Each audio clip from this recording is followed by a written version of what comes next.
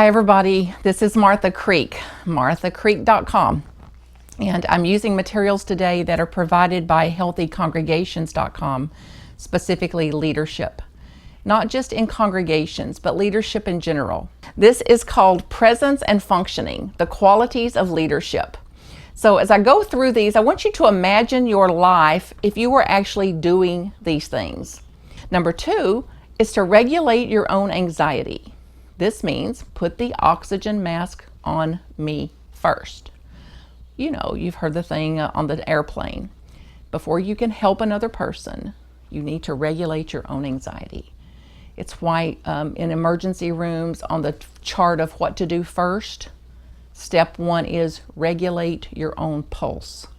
So before I can help another human being or bring any calm or clarity or coherency to a situation, then it's necessary for me to regulate my own anxiety. Again, it sounds easy. So think about it in the terms of animals and how close we are to the animal species. So if there's a herd of cattle and one touches an electric fence, for example, startles it, it's been shocked, and it starts to stampede. It'll just run to get away from the enemy, the electric fence.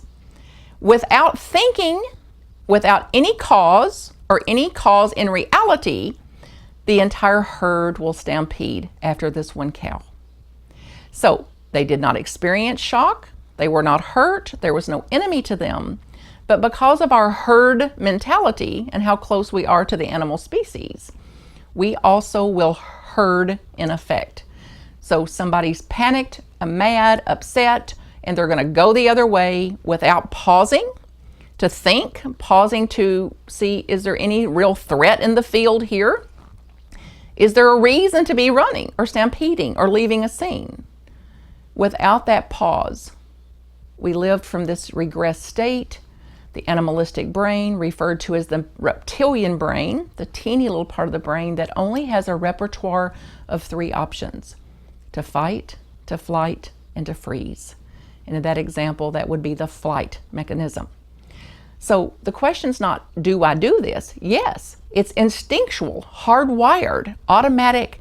Even it seems like I didn't have any control over it. Like it's such a knee-jerk reaction and such a patterned response that it felt like I didn't even have control. And you hear people say this, like, I didn't have control. I didn't know what I was doing. So this is what we're dealing with here. And the power of this thing, so innate, so instinctual, so automatic. So to say regulate my own anxiety is no little thing. To be able to build a pause in there when I get triggered, when I get upset, affronted, afraid, panicked, terrorized, humiliated, embarrassed, any emotion that arises, to have an automatic pause in there.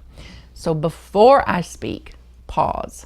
Before I defend, pause. Before I go to war with you, pause. Before I go silent or withhold, whatever our patterned ways of being are, to put the pause in there first. So how can I get calmer? Deep breath, count to 3. Remember, this is a human being here. So the enemy that's in front of me is actually often someone I actually care about. So to stay coherent, more present to the field. So how are ways that you can regulate your own anxiety? So how can you be calmer even when other people are not calm? How can you be a calming influence in a herd mentality when they would stampede or run the other way? How can you be a calmer, less anxious presence in situations like that, whatever they are in your life, your workplaces, your family, with your children, your marital, spousal relationships like that? How to be a circuit breaker for anxiety. So instead of joining in, commiserating, colluding, hurting with them, how to be a circuit breaker instead. Imagine what it would be like if you could. If you actually could employ that. If you actually had some practice at being that circuit breaker. So as we continue through the list, I believe if we do just one of these, when in situations where I'm able to do just one of this long list, it changes the entire reality. It changes the whole scene. It changes my experience of my life. It changes relational dynamics and makes for a lot easier and happier life as well. A heartfelt thanks to Healthy Congregations for the basis of this material. You can find out all about them at www.healthycongregations.com. A plethora of resources, audio, how to be a member, free books, things like that.